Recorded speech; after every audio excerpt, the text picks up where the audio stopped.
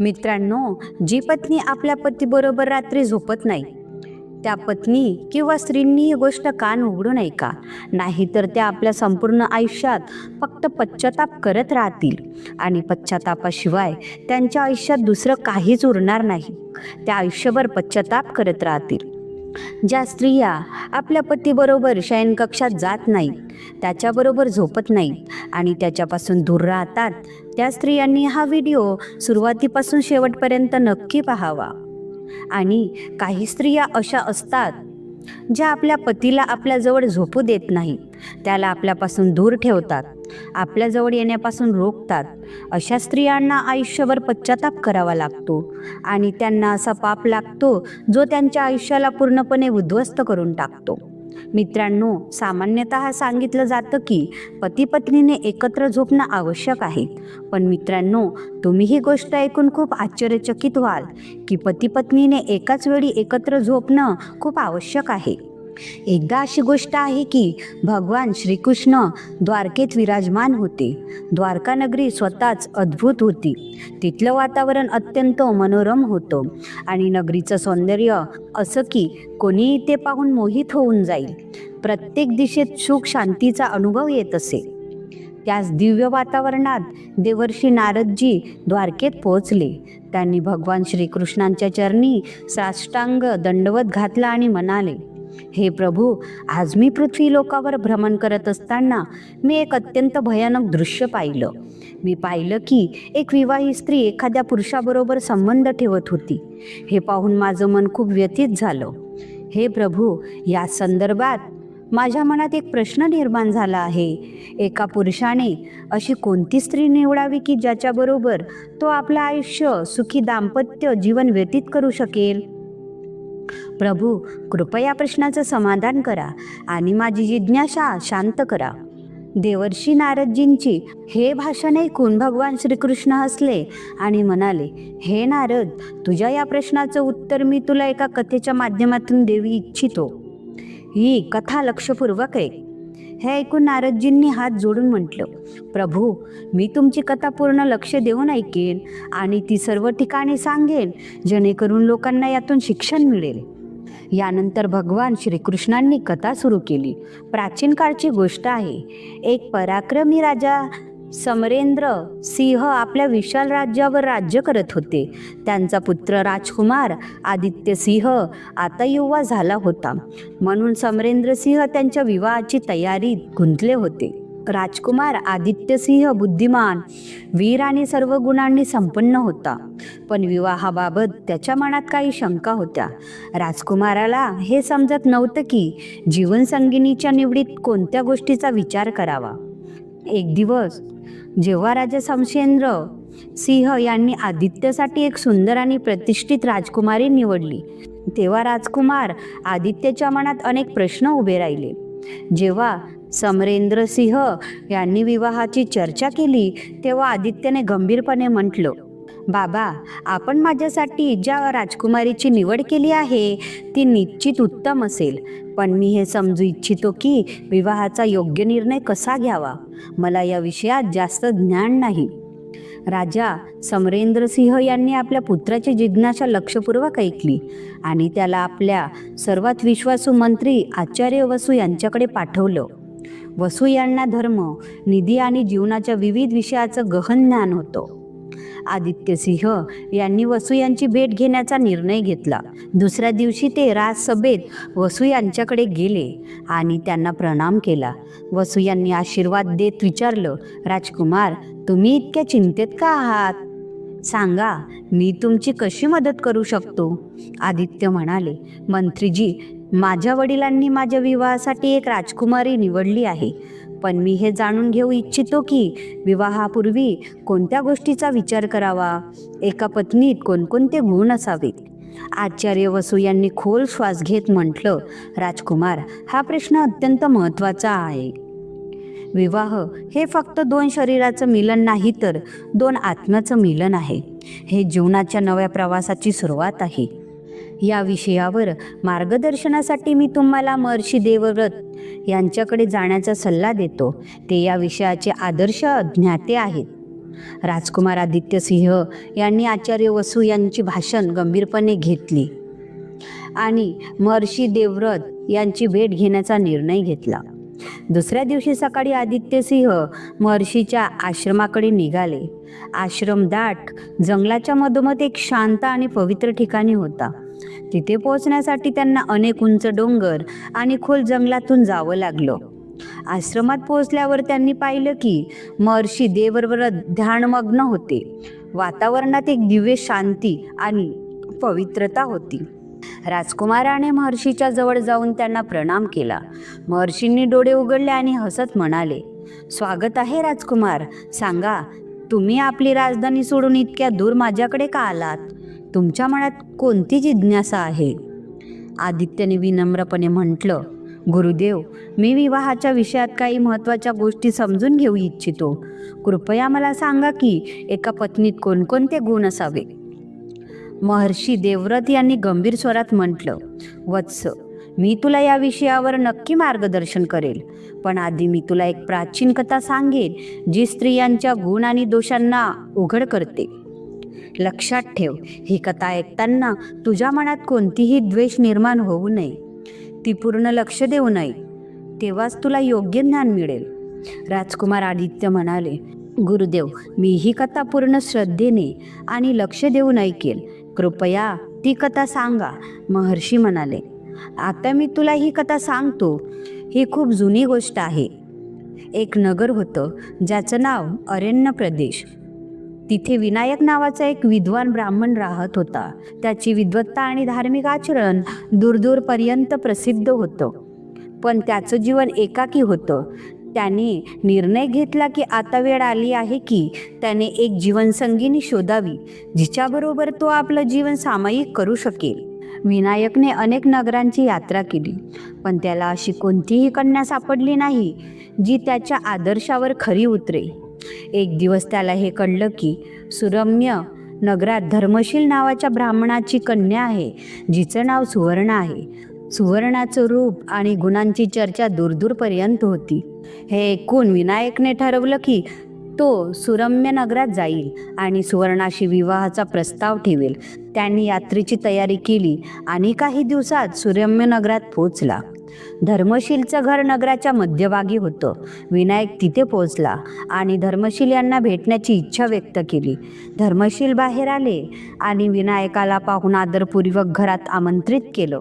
धर्मशील यांना आधीच विनायकाची विद्वत्ता आणि धर्मनिष्ठा माहीत होती. त्यांनी विनायकाचं स्वागत करत म्हटलं, पंडितजी, तुमच्यासारखा महान विद्वान माझ्या घरी आला, हे माझ्यासाठी सौभाग्य आहे.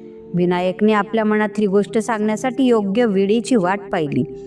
एक दिवस त्याने धर्मशील यांना एकट्यात बोलण्याची विनंती केली. धर्मशील यांनी त्याला आपल्या अध्ययन कक्षात बोलावलं. कक्षात भिंतीवर शास्त्रे आणि वेदांच्या पांडुलिपी सजलेल्या होत्या. काही क्षण मौनानंतर विनायक म्हणाला, धर्मशीलजी, आपल्या कन्या सुवर्णेचं रूप आणि गुणांची प्रशंसा मी ऐकली आहे. मी तिच्या सुंदरता आणि शीलाचा प्रयत्न अवलोकन करू इच्छितो. मला वाटतं की ती माझी जीवनसंगिनी बनण्यासाठी योग्य आहे. मी आपणास विनंती करतो की आपण माझ्या प्रस्तावावर विचार करावा. धर्मशील यांनी विनायकाच्या बोलण्याला गंभीरपणे ऐकलं. ते आधीच विनायकाच्या विद्वत्तेने आणि चारित्र्याने प्रभावित होते. त्यांनी उत्तर दिलं, पंडितजी, आपल्यासारख्या धर्मपारायण आणि विद्वान व्यक्तीचा प्रस्ताव माझ्यासाठी अत्यंत महत्त्वाचा आहे. माझी कन्या सुवर्णा खरोखर रूपवती आणि गुणवान आहे. मला विश्वास आहे की ती आपल्याबरोबर सुखमय जीवन व्यतीत करेल. विनायकाने धर्मशील यांची सहमती आनंदाने स्वीकारली. विवाहाची तारीख ठरली. काही दिवसात सुवर्ण आणि विनायक यांचा विवाह पार पडला. विवाह समारंभ संपूर्ण नगरात चर्चेचा विषय बनला. विवाहानंतर विनायक आणि सुवर्णाचं जीवन सुरू झालं. विनायकाने आपल्या पत्नीला शक्य तितकं सुख देण्याचा संकल्प केला. तो तिच्या प्रत्येक इच्छेची पूर्तता करण्यासाठी तत्पर राहत असे. पण वेळेनुसार विनायकाला सुवर्णाच्या खऱ्या स्वभावाची जाणीव झाली. त्यांनी पाहिलं की सुवर्णाचा स्वभाव अत्यंत आत्मकेंद्रित आणि स्वार्थी होता. ती कधी विनायकाबरोबर प्रेमळ वागणूक दाखवत नव्हती. विवाहाच्या काही दिवसानंतर सुवर्णाने विनायकाला त्याच्या नावाने हाक मारायला सुरुवात केली आणि त्याच्याशी कठोर वागणूक दाखवू लागली. विनायक जो आपल्या पत्नीवर खूप प्रेम करत होता, तिच्या प्रत्येक आज्ञेचं पालन करत होता, पण त्याला कधीही आदर मिळत नव्हता. सुवर्णाची वागणूक दिवसेंदिवस कठोर होत गेली. एक दिवस विनायकाने सुवर्णाला खूप प्रेमाने म्हटले, प्रिय सुवर्णा, काय माझ्याबरोबर काही वेळ घालू शकतेस? तुझ्याबरोबर वेळ घालवणं मला खूप आवडतं. सुवर्णाने तिखट स्वरात उत्तर दिलं, काय मी तुझे दासी आहे? मी जे हवं ते करेन. मला तुझ्याबरोबर वेळ वाया घालवण्याचा काही शौक नाही. विनायकाने तिची कठोरता सहन करत म्हटलं, प्रिये, मी तुझ्यासाठी काहीही करण्यास तयार आहे. मला फक्त तुझी साथ हवा आहे.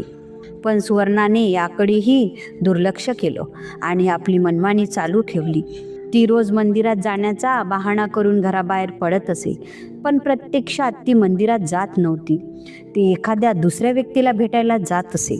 विनायकासाठी ती जेवण बनवत नव्हती, स्वतः आधी खात असे आणि विनायकाला उपाशी ठेवत असे. काही काळानंतर सुवर्णाची नगरातील एका प्रसिद्ध ज्योतिषी चक्रधर याच्याशी भेट झाली. चक्रधर सुंदर, चतुर आणि वाक्यपटुतेसाठी विख्यात होता, पण त्याच्या मनाच्या खोल कोपऱ्यात कपट आणि धूर्तता दडलेली होती. तो एका भयंकर राक्षसासाठी काम करत होता. त्याचं काम होतं भोळ्या भाबड्या स्त्रियांना आपल्या मायेत अडकून त्या राक्षसाला सोपवणं. एक दिवस सुवर्णाने त्याला मंदिराबाहेर उभं राहिलेलं पाहिलं. त्याच्या प्रभावी वाणी आणि आकर्षक व्यक्तिमत्वाने सुवर्णाला मोहित केलं. सुवर्णा जी आपल्या वैवाहिक जीवनात असंतुष्ट होती, ती त्याच्यावर आकर्षित झाली. दुसऱ्या दिवशी तिने आपल्या कुंडली दाखवण्याच्या बहाण्याने चक्रधराच्या आश्रमात जाण्याचा निर्णय घेतला. चक्रधर म्हणाला, या देवी, तुमच्या डोळ्यात अनेक प्रश्न आहेत. मला वाटतं तुमच्या समस्येचं समाधान माझ्याकडे आहे. सुवर्णाने नम्रतेने उत्तर दिलं, महाराज, मी तुमच्या ज्ञान आणि विवेकाची खूप प्रशंसा ऐकली आहे. कृपया माझं भविष्य सांगा आणि माझ्या समस्या सोडवा. चक्रधरने तिच्या हतड्यावर खोल नजर टाकली आणि मृदू स्वरात म्हणाला, तुझ्या जीवनात अनेक चढउतार आहेत.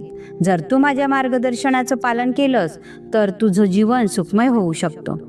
सुवर्णाने जिज्ञासेने विचारलं, कोणतं मार्गदर्शन महाराज? कृपया सविस्तर सांगा. चक्रधरने तिच्या डोळ्यात खोलवर पाहत म्हटलं, तुला माझ्याबरोबर काही वेळ घालवावा लागेल. माझ्या आश्रमात यावं लागेल आणि मी जिथे तुझ्यासाठी योग्य उपाय करेन, तेव्हाच तुझ्या जीवनातील समस्यांचा अंत होईल. सुवर्णा, जी आधीच आपल्या पतीवर नाराज आणि असंतुष्ट होती, चक्रधराच्या छलपूर्व आकर्षणात अडकली. ती नियमितपणे आश्रमात जाऊ लागली. चक्रधरने तिला आपल्या मधुर शब्दांनी आणि खोट्या वचनांनी इतकं प्रभावित केलं की त्यांच्यात अनैतिक संबंध प्रस्थापित झाले. सुवर्ण आता चक्रधरबरोबर जास्तीत जास्त वेळ घालवू लागली आणि आपलं घर जवळपास विसरलीच.